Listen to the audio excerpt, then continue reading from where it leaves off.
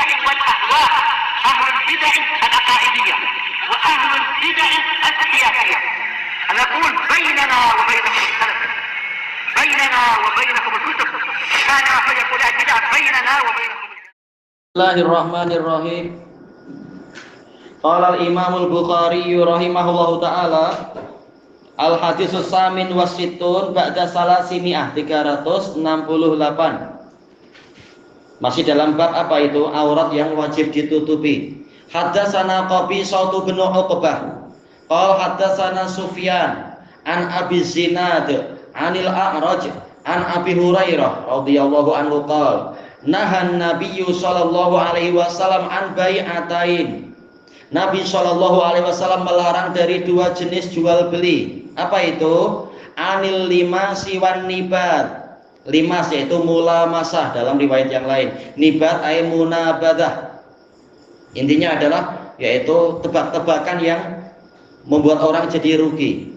Wa ayyastamila somma, dan Nabi melarang dari cara berpakaian istimalus somma, yaitu memakai pakaian yang menyelimuti badan tanpa ada lubang untuk tangan.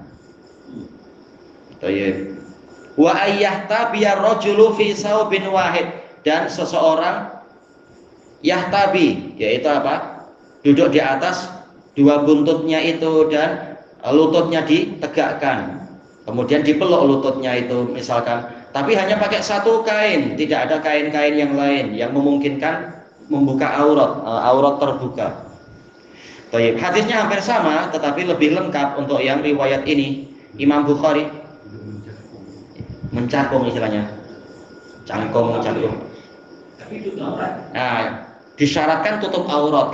Kalau tidak tutup aurat, terbuka, itu yang dilarang. Oke lah. Iya. Resiko nanti apa, kucing tengok, oh ini ada tikus. Bahaya. Iya. Betul, kontang-kanting. Baik, di sini Bukhari meriwayatkan dari Qabisah bin Uqbah. Beliau ini adalah Abu Amir Al-Kufi. Beliau saduq, dan riwayatnya terhadap Sufyan Ats-Tsauri ini agak goyang. Tetapi dikuatkan dalam riwayat yang lain banyak sekali. Hadis ini terulang banyak sekali. Nantinya insya Allah. Makanya hadisnya boleh disahihkan, tak masalah. Imam Bukhari telah menapis riwayat dari gurunya ini. Qala haddatsana Sufyan, Qabisah an Sufyan Ats-Tsauri. Beliau adalah Abu Abdullah Sufyan bin Sa'id bin Masruq Al-Kufi Ats-Tsauri, Amirul Mukminin. An Abi Zinad, Abu Zinad, beliau adalah Abdullah ibnu Dzakwan Al-Madani, asbatun nas bil A'raj. Ia siqatun madaniyun faqih. Anil A'raj, gurunya Al-A'raj yaitu Abdurrahman bin Hurmuz. Beliau adalah Abu Dawud. Dikatakan A'raj karena pincang beliau rahimahullah. Beliau asbatun nas fi Abi Hurairah. An Abi Hurairah, Abu Hurairah paling banyak riwayat dari Nabi. Abdurrahman bin Sakhr Ad-Dausi Al-Yamani Summal Madani, Syekhul Islam. Iya, kakinya timpang, iya. Dijelaskan oleh para a'imah, ini silsilah Dhahabiyah, rantai emas. Abu Zinad anil A'raj an Abi Hurairah, riwayat yang terkuat. Hadis Abi Hurairah terkuat melalui jalur ini, Abu Zinad anil A'raj an Abi Hurairah.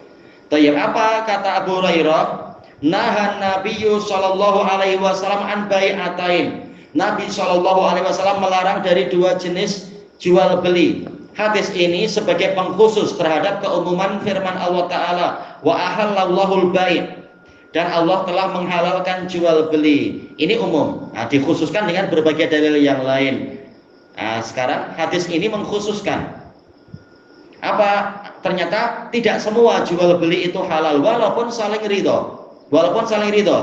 Nabi melarang. Apa itu? Yang pertama, anil limas wazan fi'al bimakna tafa'ul. Bimakna apa? Mufa'alah, mulamasah. Maksudnya bagaimana? Yaitu orang beli pakaian di malam hari yang gelap, atau pakaiannya itu semuanya, ya tidak harus pakaian ya, boleh barang-barang pakaiannya ditutup oleh kain, tangannya masuk. Anda bayar 100, Anda ambil pilih tapi tidak boleh melihat. Kalau dapat benda yang sangat mahal Anda untung, saya rugi tak apa. Tapi kalau dapat benda yang sangat murah ya salah sendiri. Nah ini tak boleh, ini gambling, mukhatarah. Itu tidak boleh. Memang akhirnya gharar, ada orang yang tertipu di situ. Mungkin penjualnya tertipu atau mungkin pembelinya yang tertipu. Nah itu tidak boleh, walaupun saling ridho sekarang. Boleh jadi setelah itu terjadi penyesalan, terjadi kebencian dan sebagainya.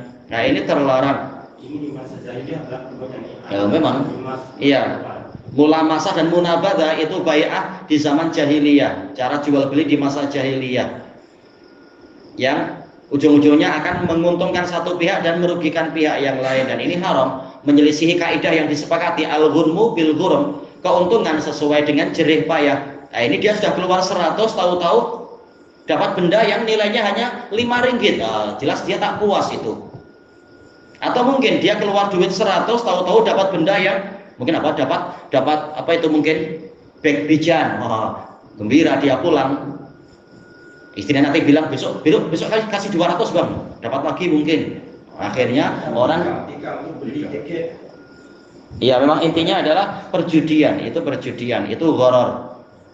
Sementara Nabi melarang dari jual beli gharar, penipuan. Karena gharar akan menimbulkan darar, menimbulkan kerugian bagi pihak lain.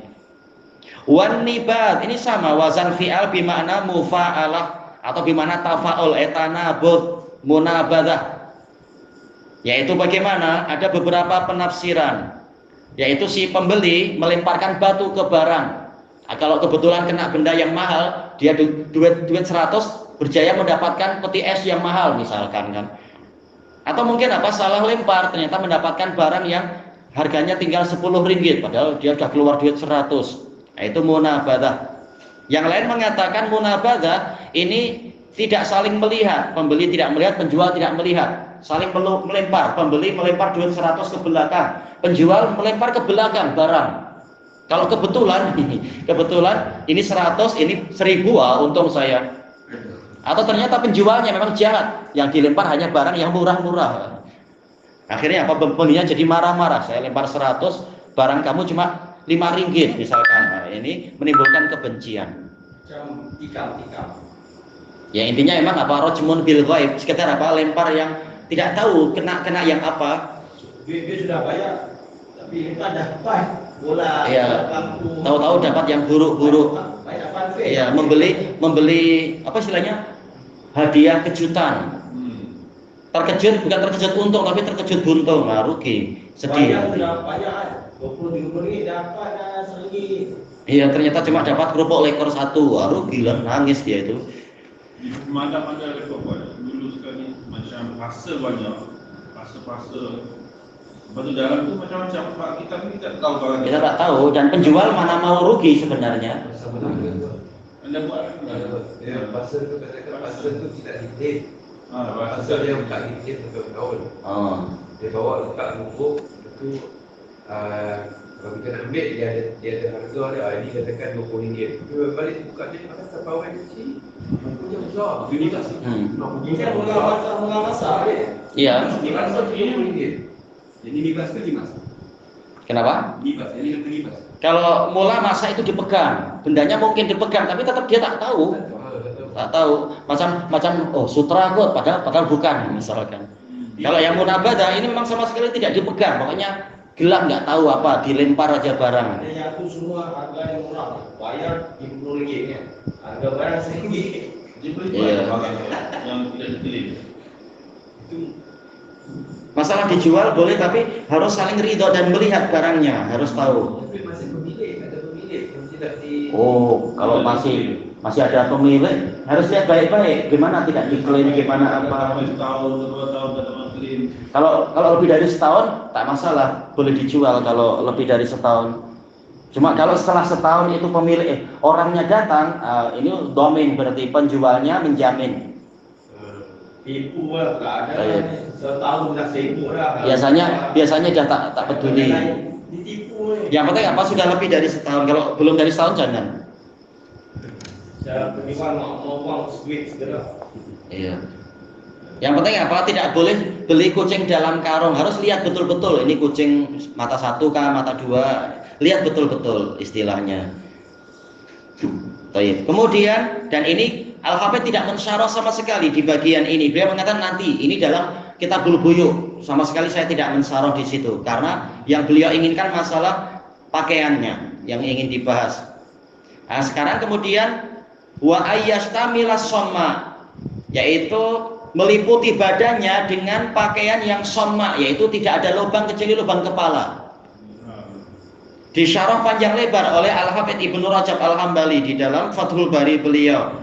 Kalam para aimah banyak. Ada yang mengatakan yaitu memakai selendang, tetapi yaitu apa? Seperti selendang orang yang haji dan umrah, tetapi tidak memakai kain pelikat. Nah, itu tak boleh.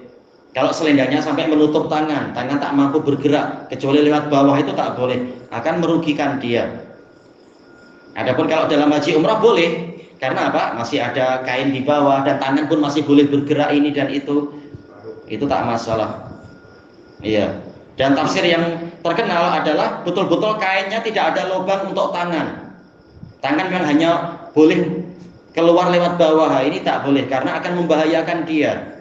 Mau ambil barang susah. Padahal dalam keadaan hadis ini disyarah oleh hadis-hadis yang lain, yaitu dalam keadaan dia auratnya tidak ditutup. Nah, kalau aurat tidak ditutup sementara kainnya seperti itu, dia mau pakai peci, ambil peci, ya tangan harus lewat bawah. Begitu tangannya pegang peci, ya nampak nanti sesuatu yang tidak boleh dilihat. Karena dia tidak memakai pakaian yang lain. Kalau pakai pakaian yang lain maka larangannya itu agak ringan. Yang penting aurat itu dijaga betul-betul. Iya. Cuma apa disyaratkan ada lubang tangan, jangan nggak ada lubang tangan. Daripada tepuk pun tak ada duit. Iya. Nah, makanya Nabi menyuruh apa? Kalau dia adalah kain selimut atau kain pelikat, tangan tetap ada, tapi istilahnya kainnya itu diletakkan dari bawah ke atas ke salah satu pundak. Jadi tangan masih mungkin untuk bergerak, masih apa? Minimal satu tangan. Nah, yang lain menggunakan apa? Tangannya bebas. Terus bagaimana mengikatkannya? Nah, dari bawah ke ketiak naik ke atas, diikatkan di belakang leher. Jadi tangan masih mungkin bergerak. Jadi tak tepuk pun tak apa. Kenapa? Iya. Iya, tinggal caranya itu. Caranya betul. Terutama masa itu masih banyak perang. Nah, kalau lubang tangan tak ada, bingung nanti perangnya. Musuh senang mengikat nanti. Kemudian wa ayyahtabiyar rajulu fi saubin wahid. Nah, ini Al-Hafidz mengomentari keumuman hadis ini telah dikhususkan dengan hadis sebelumnya, yaitu apa? Laisa ala farjihi minhu syai'. Dalam keadaan kemaluannya tidak ditutupi. Adapun kalau ada kain yang lain atau memakai apa mungkin seluar atau kain-kain pelikat atau apa, boleh dia duduk ihtiba, yaitu apa? Dua kakinya itu ditegakkan. Dalam keadaan kain yang lain sudah menutupi auratnya. Kalau tidak, itu yang dilarang. Nanti bahaya, akan nampak yang haram untuk nampak. Jadi intinya syariat ini sangat menggalakkan kemaslahatan dan menutup segala jalan mafsadah, dan juga sangat menjaga kehormatan manusia dengan apa? Sangat mewajibkan yang namanya menutup aurat, hatta walaupun kain hanya satu. Kalau dia kain hanya satu, berarti apa? Jangan duduk dengan cara duduk yang berpotensi menyebabkan aurat terbuka. Karena apa? Kehormatan aurat itu lebih besar daripada yang lain-lain. Orang boleh kehilangan harta, kehilangan mungkin apalah, tapi aurat jangan nampak. Ini sangat dihargai di dalam Islam. Baik, kelanjutannya besok insyaallah. Wallahu a'lam.